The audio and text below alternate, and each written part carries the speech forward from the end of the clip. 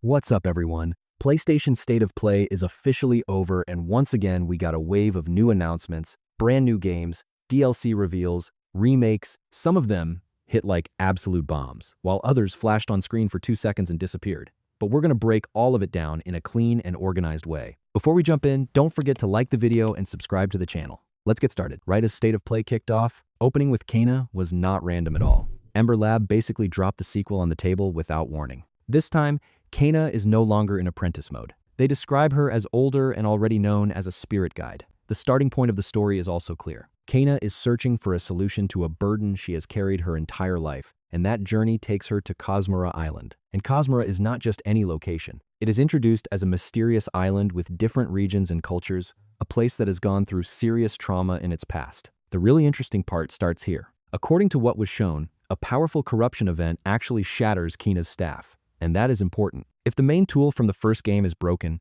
that usually means there is a new gameplay twist coming. They also mention that Kena learns a forgotten spirit guiding technique, and this time it involves commanding elements. That immediately suggests a mechanical shift, not just a story continuation.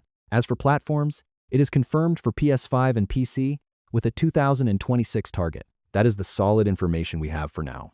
The rest will likely be shown later in the year with deeper gameplay breakdowns. A new DLC was announced for Ghost of Yotei, and it's called Ghost of Yotei Legends. This expansion is clearly trying to appeal to both solo story players and the co-op crowd because it includes 2-player story missions as well as a 4-player online survival mode. The clearest thing the trailer is selling is the Yotei 6 returning in massive, demonic versions of themselves. So think of it as a darker, more fantastical twist on the base game. They also mentioned 4 different class options, which means this won't just be random hack and slash. It sounds like it will be more fun when you build a team and actually divide roles properly. The sweetest part is this: Legends Mode is not a paid expansion. If you own Ghost of Yotei, you can download it for free. And the release date is very close, the 10th of March 2026. My main expectation comes down to one question. Will the content be deep, or is this something you enjoy for a couple of evenings and then drop? Because co-op modes live or die by 2 things: mission variety and replay value. If they write the story missions well and support the survival mode with meaningful loot and progression,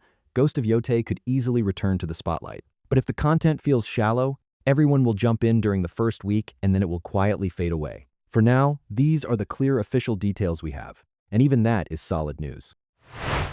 They announced a game called Yakoh Shinobi Ops, and this time it is straight up ninja stealth, but not solo. The game is being presented as a 4-player online co-op stealth action title. It uses a top-down isometric camera, so you can read the area and make a plan, then infiltrate as a team. But it is not just sneaking in. You are dodging traps, slipping past soldiers, and on top of that, there is a relentless pursuer that keeps roaming around you. So they are adding constant pressure, and it is pretty clear they are not going to let you play comfortably. The team behind it is Shueisha Games and Acquire, and they specifically highlight that Acquire comes from the old-school roots of ninja stealth. The official timeline they gave is 2027 and PS5 is confirmed. Some announcements also mention a PC version, but in the State of Play recap, the PS5 angle is what they push the most. Right now, that is the solid info we have. A 4-player co-op stealth game where you infiltrate together, combine ninjutsu abilities, and play under chase pressure, targeting 2027. There's another game announcement called Project Windless, and this time it's no joke, it's big. Krafton Montreal announced it as a new open-world action RPG, and its world isn't some made-up fantasy either. It's inspired by a Korean fantasy novel series called The Bird That Drinks Tears, and they're saying this directly. We're not retelling the familiar story from the books one-to-one. We're going back 1,000 years. So, to a time before those legends were even written, they've designed the world with the mindset of not wanting to hold the player's hand and guide them around. As little direction as possible, explore, get lost, carve your own path. The most striking part is the main character choice. There's a humanoid bird warrior race called Recon, and you're on that side. They even explain it openly. These characters are physically massive and perfectly suited for the fantasy of cutting down multiple enemies at once in the middle of battle. On the combat side, there's a strong emphasis on large-scale battles. They say dozens, even hundreds of enemies can come at you at the same time, and they underline that these crowds aren't just decoration. They surround you, flank you, react. For now, the one clear detail is this: the game is being developed for PS5 and PS5 Pro. They're not giving a date, but the tone is clear. They're positioning this as a long-term AAA project. Right in the middle of the show, Konami came in and dropped the biggest bomb, I'd say, because Metal Gear Solid Master Collection Volume 2 was officially announced. The star of the show is obvious. Metal Gear Solid 4 is finally breaking out of its PS3 prison. The collection includes Metal Gear Solid 4 Guns of the Patriots, Metal Gear Solid Peace Walker, and as a bonus, they've added Metal Gear Ghost Babel. So this package is directly a move to bring the series together, especially since MGS4 hasn't been available on modern platforms for years, and its return alone is major news. The release date is also clear, the 27th of August, 2026, and the PS5 version is officially confirmed. They've also added a nice little detail: if you have save data from Master Collection Volumes 1, you unlock in-game bonuses for MGS4 and Peace Walker in Volumes 2. On top of that, they're announcing a final update for Vol, one that brings visual improvements. So Konami is doing two things at once here, selling the new package while also trying to polish up the previous one a bit. If you're an MGS fan, this was easily the clearest highlight of the show. Castlevania is back. And not as some side project or anything like that, they officially announced it as a proper 2D exploration action Castlevania. The most interesting part of it is the team. Konami isn't making it alone, they're developing it together with Evil Empire and Motion Twin. So imagine a Castlevania touched by the hands of Dead Cells and that whole school of design. That alone lights a bulb in your head because the series has been gone for years. And now they're aiming for a comeback with a more modern, more fluid 2D gameplay style, targeting PS5. As of now, here's what's officially confirmed. The game is set to release sometime in 2026 and has been announced for PS5. They say there's a new art style, they're adding new weapons and abilities alongside the classic tools, and at the same time they're pushing the action exploration side forward. So it's not just a straight platformer, it leans into a more exploration-focused Castlevania direction. In short, Konami seems serious this time. It looks like they genuinely want to bring the series back to life. On the Silent Hill front, they finally showed a new trailer for Townfall. And this time, things look much clearer. The game has shifted to a first-person perspective. They're taking the classic Silent Hill fog and this time moving it into a more isolated seaside town. The most striking part of the trailer is the enemy encounter moments, and that disturbing sense of loneliness the environment gives off. So that psychological pressure is still there, but this time, because of the camera, they're aiming for a closer, more claustrophobic feeling. They've also evolved the series' iconic radio mechanic and introduced a device called CRTV. The logic is still the same, a system that constantly pushes you into paranoia about whether danger is nearby or not, but they say they're targeting a different kind of use with this device. On the Townfall side, the clearest thing we know for now is this. The game is being developed by Screenburn Interactive, and it's being published jointly by Konami and Annapurna. So the names are serious, and naturally, expectations are rising.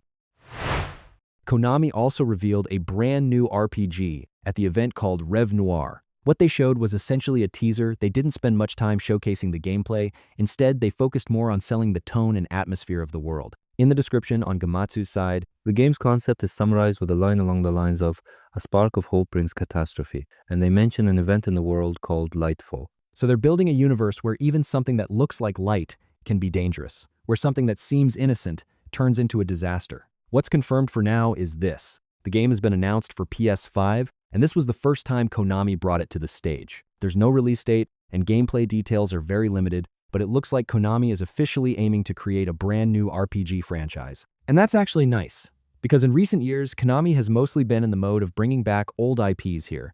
We're looking at something built from scratch. For now, what draws people in is exactly that. A new universe, new characters, and a new tone. They'll reveal the details later. They also announced a game for John Wick, and this is a full single-player, third-person action title. It's being developed by Saber Interactive, moving forward together with Lionsgate, and the clear goal is to bring the John Wick feeling into a game. What the producers are saying is this. They're trying to create an experience that doesn't just make you feel like you're watching the movie, but like you've stepped inside John Wick himself. So it's not just about shooting guns. They want you to play through the John Wick world with that high-risk combat pace, the close-quarters fight feel, and the atmosphere of neo-noir locations. For now, the clear part you need to know is this. The game's official title and release date haven't been announced yet, but the project is positioned as AAA and is specifically described as a mature title. On the platform side, PS5 is confirmed, and it's also been announced for PC and Xbox Series XS. So the real headline here is this. The John Wick brand is stepping into the gaming space with a big budget project, and they say they're developing it together with the creative side behind the films. They didn't share many details, but the announcement alone is big enough because this doesn't feel like a small side project, it feels like a full main course. Housemarque really did their thing again. They've got a game called Saros, and if you're someone who loved the Returnal vibe, your eyes light up instantly because this is also third-person action. and it's selling that same fast, punchy combat feel. At this event, they made it clear the game launches on the 30th of April 2026, and it's coming to PS5. And we're playing a character named Arjun. Even the name sounds cool. He's described as a Soltari enforcer, and we're hanging around a place called Carcosa. In the game's world, there's this constant eclipse situation, so think of it like a doomsday atmosphere hanging over everything. What they explained about the gameplay is even more important, because this isn't guessing. They're straight up describing the systems. There are armor upgrades, meaning you can shape your armor based on your playstyle. There's a modifier system that lets you tune Carcosa's danger level according to your choices. There's fast travel, so you can quickly return to biomes you've unlocked. And there are eclipse events. These things change the world and crank up the threat. The corruption mechanic affects the enemies, affects the weapons, and affects the artifacts you find. So the more you play, the world gets even more unhinged, and you're basically trying to keep up with it. One of the clearest highlights of State of Play was this. Santa Monica came out and said we're remaking the Greek trilogy. That means God of War 1, 2, and 3 are being completely rebuilt. And they didn't just brush past the announcement with some random name. TC Carson walked on stage and made the announcement himself. That alone sends a very direct message. This isn't just a tweet thrown out as fan service. They're genuinely preparing to go back to the roots of the series and deliver something big. But everyone should know this, the project is still in a very early stage. There's no date, no release window, no gameplay showcase. Officially, the only thing confirmed right now is the existence of the remake and that it's being developed for PS5. So there's no situation where we'll have it in our hands anytime soon. Even so, the weight of the announcement is massive because this is the kind of news that instantly gets the audience who's been wanting to return to the old era of God of War back on their feet. And on top of that, they also announced a completely different project called God of War, Sons of Sparta. This isn't some new mainline entry or anything, it's a straight-up 2D side-scrolling action adventure. It's got that Metroidvania DNA, it's got a pixel art aesthetic, and most importantly, it launched the moment they announced it. They said out now, and it actually is playable right now. Santa Monica Studio is putting their name on it, but on the development side, they're working together with Mega Cat Studios. At first, a God of War in this style sounds kind of weird, but it actually makes sense, because the fastest way to expand the Kratos universe is through side projects and different genres. And the whole point here is to deliver that old-school rage and momentum, just with a more arcade-like feel. In the short term, the conversation is going to be this. Can this game genuinely translate the God of War feeling into 2D, or is it just selling the name? Even the way they announced it and immediately dropped it shows they're confident and they're trying to make a statement. Pragmata finally showed up again. Capcom had been showing this game for years and then disappearing, but this time they didn't just drop a 2-second cinematic and run, they gave us a trailer that clarified the story side a bit more. You know that abandoned city vibe from the first trailer? They're bringing that back. So once again, it's that cold, empty, strange sci-fi atmosphere. And most importantly, the release date is now clear and officially set for the 24th of April 2026. So this game isn't just a dream anymore, it's on the calendar. There's also the demo situation. They released a playable demo called Sketchbook, and it's available right now. And to me, that says Capcom has officially shifted into we're actually bringing this game out mode. The demo matters for this reason. Pragmata is promising a structure that blends action with strategy, so it's not just about shooting your way through, it claims there's some thinking involved. The demo exists to prove that. So, when it comes to Pragmata right now, this is an empty hype. Anyone who wants to can go hands-on and see it for themselves. For me, this was one of the best moves of the show. Yeah, that's pretty much it for the major announcements that stood out on the State of Play side for now. Some games locked in a date on the calendar, others made us say, show us more. Which one are you most hyped for? Drop it in the comments and let's talk about it. If you enjoyed the video, don't forget to like and subscribe to the channel. See you in the next video.